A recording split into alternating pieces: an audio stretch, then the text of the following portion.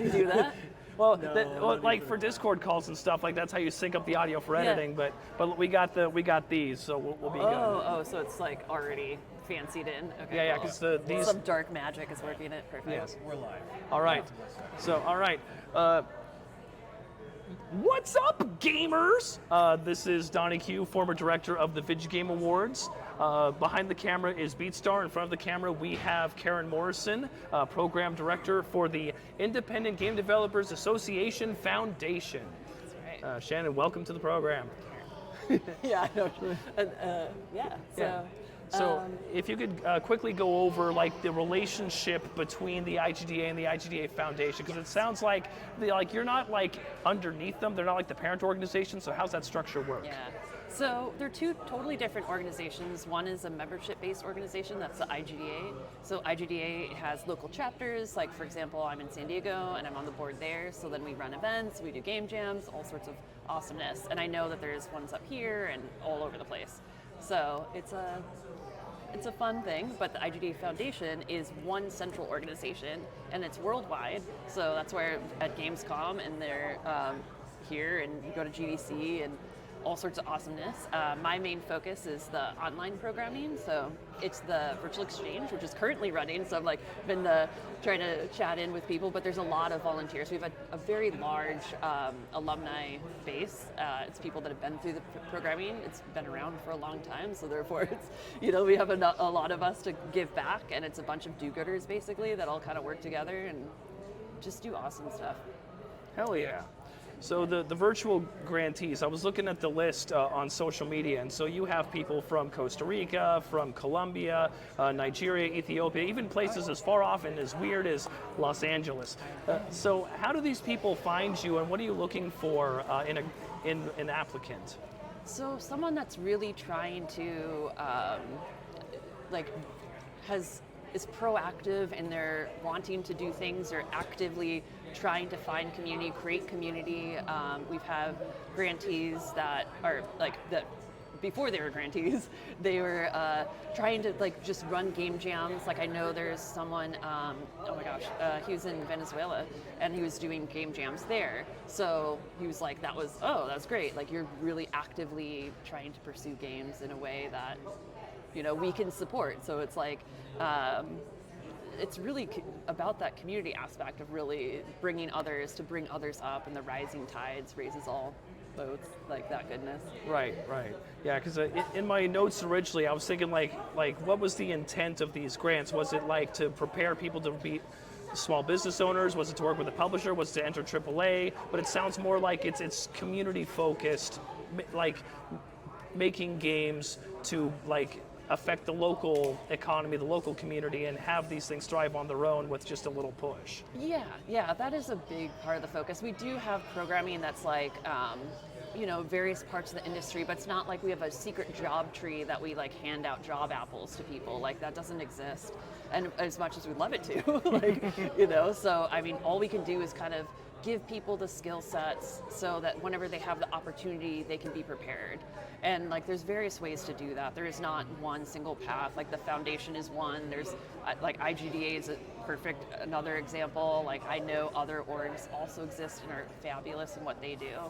But we are our thing, and it tends to be more of the do-gooder route, I would say. It's like you want to bring people together.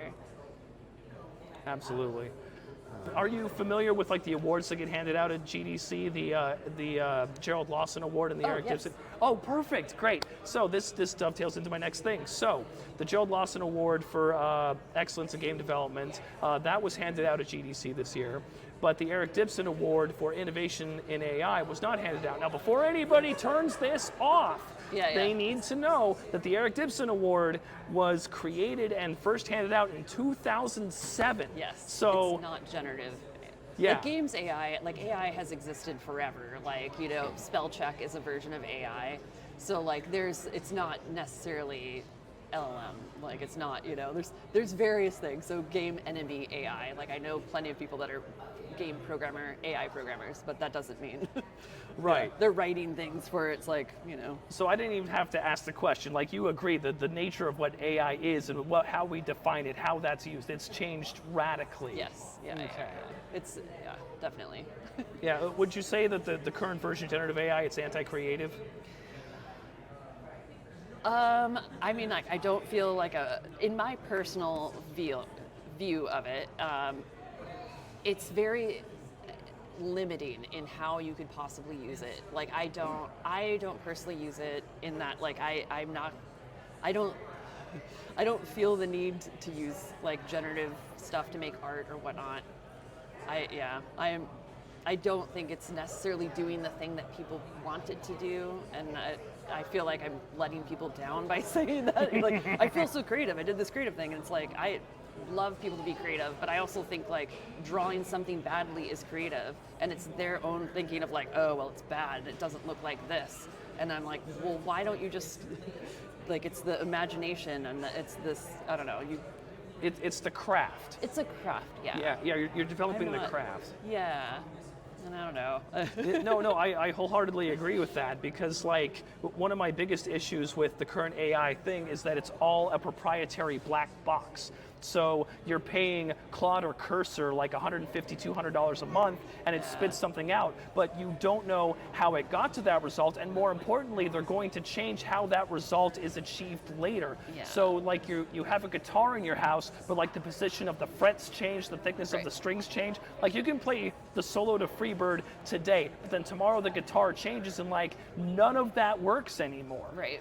Exactly. I know. And it's like, I can see how it's very empowering at first. And you're like, oh, I made something that looks cool. Because like, I don't know, like I used to do photography. And you do like put the print in the like acid and put your fingers in. And you're like, Oh, the dark room? Yeah. Yeah. And then you see it come to life and it's just like magic, right? So you're like, I can see the appeal, but there's so many other ways to do it. And the costs of like, using that AI to make the thing, it's kind of like taking a rocket ship to go like, down the street because the amount of resources that takes is wild, and we don't see it because you're just like typing in a thing and it just pops up and it does a little thinking, but like someplace is being drained of its water because of all of the resources it needs. So yeah, because where Meta's AI warehouse is, looks like people can't shower anymore, or the Twitter warehouse in Tennessee, because we don't call it X, it's still fucking Twitter to me.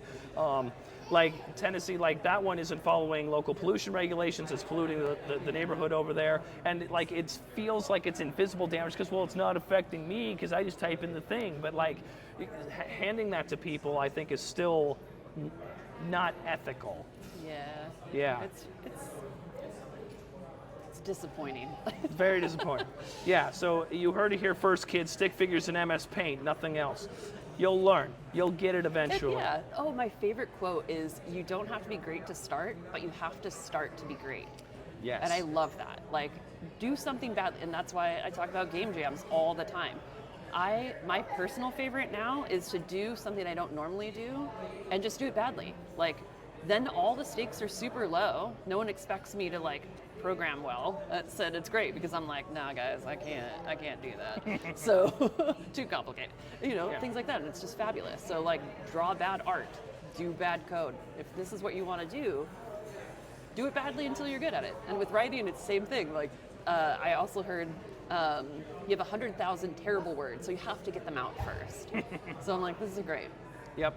Yeah, you have to bust through that first. Yeah. I also think that part of the issue is with how rapidly the world moves and how things evolve. People feel like they need to have an answer right away, and the current generation is raised on Google, so like the answers to almost everything are at their fingertips. But because those answers are so readily available, they don't develop the critical thinking skills necessary for like everything else. So like if Google answers everything for you up until age 14, all of a sudden you're like, why did Timmy break up with me? And Google can't answer that. Right. And you haven't developed the skills to like reflect and process any of that. And like we keep looking for those easy solutions without like appreciating the development. Mm-hmm. Yeah. No, I don't disagree. Great. Oh, shoot. That's wonderful. How are we doing on time? We're doing good. 10 minutes. 10 minutes? No, I mean like we have to get there. 2:37. Oh, we got plenty of fucking time. Thank God. Okay. Good. Yeah. Oh man, yeah, because like Game Jams really opened my eyes for that too. Is when you find a good community to make game jams with, like you recognize this is not the end. This is practice. Yes. Like that's the whole point. It's like a music jam. Is like you're going there with your instruments. Maybe the guy who plays bass had to stay home with his kids. You don't have a bassist, but fuck it, you're there to jam. You're there to get the experience and to learn and to develop that way. Right. And an unannounced game jam that IGDA Foundation is doing is in March. We did one earlier this year, and if you kind of like put 2 and 2 together, you could probably figure out what it is, but it's unannounced. But yeah, so I'm pretty stoked on that actually. So unannounced, but happening in March. Yeah. Mark your calendars. Mark your calendars. That's right. Going back to the virtual exchange for a second, how do people get on your radar? How do people find you to get these grants? They apply, and it's not it's not a grant per se. Like there's not money given. It's like you're just a part of a 6-week program, and we do have like speakers that we bring in, so that there is a little bit of like learning aspect.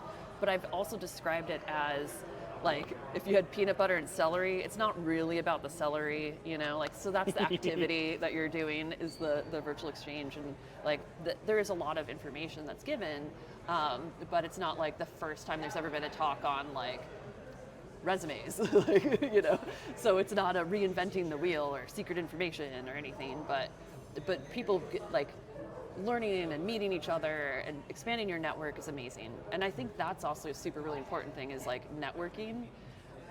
When you want to get into games, like there's something about like you're told to network, but you don't really know how, and you're just like, here's my business card and bye. Like, but that's not, networking is making friends with people and like chatting with them and sharing conversation about your favorite game or whatever. Like, it's not transactional. It's not about like, here's your card, here's a job in return. Like, that's not, you know. Yeah.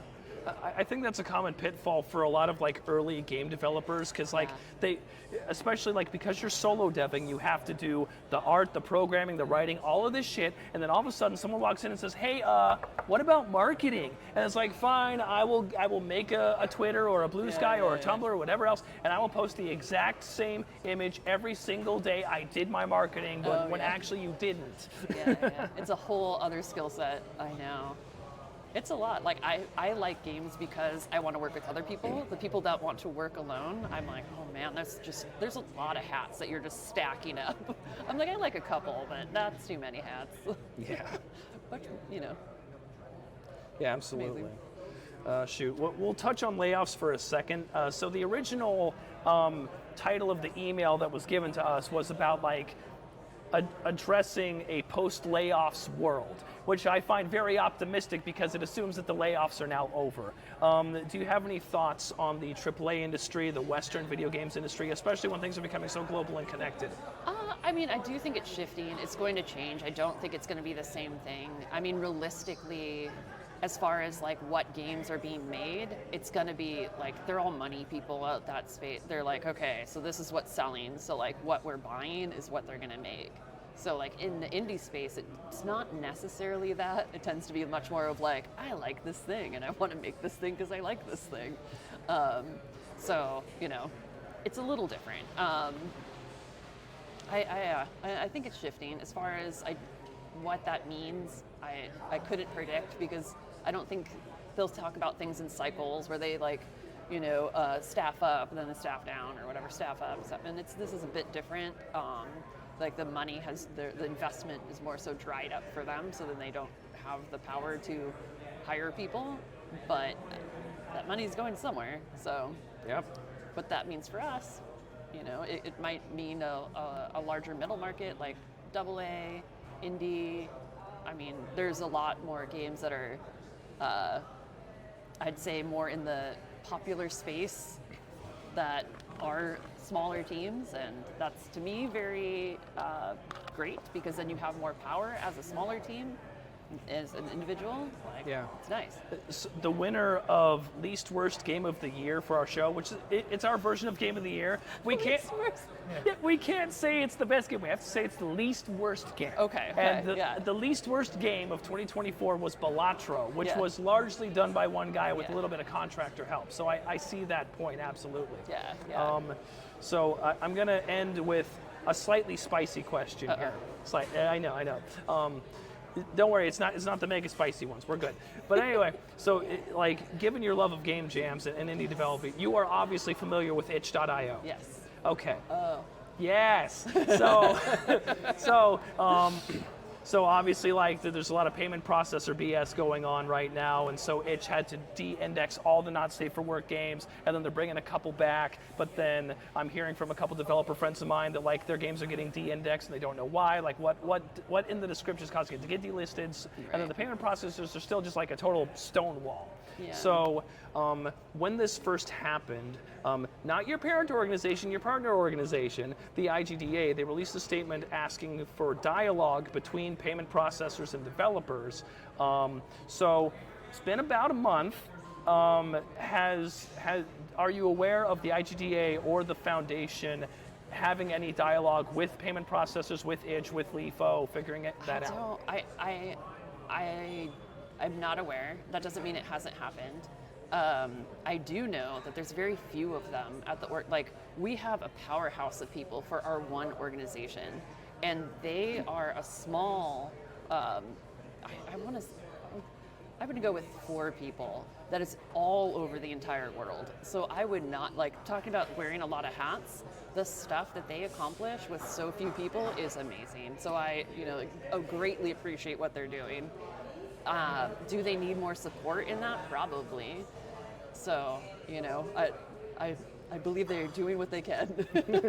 All right. Could I ask you to please call Visa and MasterCard? Yeah, I know. And they'll be like, who are you? Just whichever card you have, just the one call. Right. Dude, where's this why? Yeah. Stop being so weird. Oh my God. Yeah, just go super Valley Girl. That'd be sort of fun, actually. Yeah, because they wouldn't expect it. Because if I call in and I'm the sweaty male gamer, of course they're gonna throw me off. But if good old Karen calls up hey, I'm just trying to buy this and I don't know what's going on. It's not going through for some reason. Yeah, I can totally do it. I can do it. All right, that would be excellent. All right, and then. We didn't get to talk about layoffs too much, but we did get to talk about itch. So this still kind of works.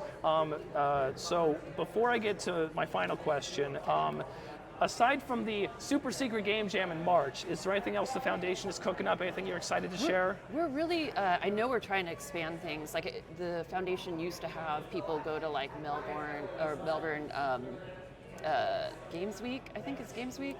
I'm forgetting what it is, but yeah. So they would send people throughout the world basically, and then there was there's no money, so because when people games companies are laying off people, they're ooh, it look bad, they're not gonna give us money, that it kind of makes sense, but so we do what we can, and we have, I say, there's a lot of people that are just constantly we do a lot with what we have, and we have a good amount of people that are oh, I want to show up and do this. I'm doing a Game Jam for Everyone thing today at 4, and it's what I'm calling jam flavored because it's just the idea, so you don't have to really make the game and all that stuff. But yeah. All right, awesome. Slight geopolitical note. So, given that the money's drying up, so I learned from some people in the Counter-Strike community. So there's going to be an esports world championship in Saudi Arabia. They've had a couple of them. Also, Nodwin Gaming, who is a firm in India, they just bought the Evolution Championship Fighting Series, EVO. So they partner with the Saudi Arabian government to do the Esports World Championship in Saudi Arabia. But also Sony, who owned EVO and sold it to Nodwin, is a founding member of the Esports World Championship. So it looks like Saudi Arabian money is what's happening right now. Interesting. Yeah, also the Saudis own golf. Did you know that? No. Yeah, so, Live, L-I-V. So all the stars went to fucking Live Golf because the PGA wasn't paying them. And now the PGA is trying to sell itself to Live and just become the new PGA. Weird. Yeah. All right. Yeah, but just be careful of anyone offering money from Saudi Arabia. Just heads up. I know. I'm so happy where I work that we're self-funded. So I'm like, oh man. Yeah. There's a lot of stress out there. Ooh, boy, tell me about it. All right, so final question. I have here 5 song titles from the rock opera legend Meatloaf. So I would like you to tell me which one currently describes the state of the Western game industry. So number 1. I will always love you. I Will Always Love You was a Meatloaf song? Is that a Meatloaf song? Oh no, I'm outing myself as not knowing what Meatloaf songs are. Meatloaf is a guy. I know. Wasn't there like a love? He does. Wait, what's the really, really popular one? So Meatloaf does a shit ton of love songs. Sorry, I should let you talk. Yeah, so Jim Steinman is a hopeless romantic. Like the entire first Bad Out of Hell album, 1977, that's all about wooing a woman. The entire thing. Because it's supposed to be a musical, but he never got the musical staged. Anyway, so song title 1, I would do anything for love, but I won't do that. That's it. That's what I was thinking of. All right, that's from 1993. That's the hugely popular one. At least, yeah. There's probably one that's even more popular. I didn't know, but go on. All right, song title number 2, Out of the Frying Pan and Into the Fire. Song title number 3, All Revved Up and No Place to Go, because of the layoffs. Yeah. Song title number 4, Los Angeloser. Or number 5, For Crying Out Loud. Oh my gosh. I don't know what that song is. I need to hear it now. But my first one was my knee-jerk reaction, but that one, just like, feels very appropriate as well. All right, so I'll pencil in for... Can I tie them? Can I do ties? You can do a tie, sure. Okay. So between I would do anything love, but I won't do that, and For Crying Out Loud. Yeah, perfect. All right, perfect. All right, sounds good. All right, Karen, thank you so much for your time. Thank I really you. appreciate it. Thank you.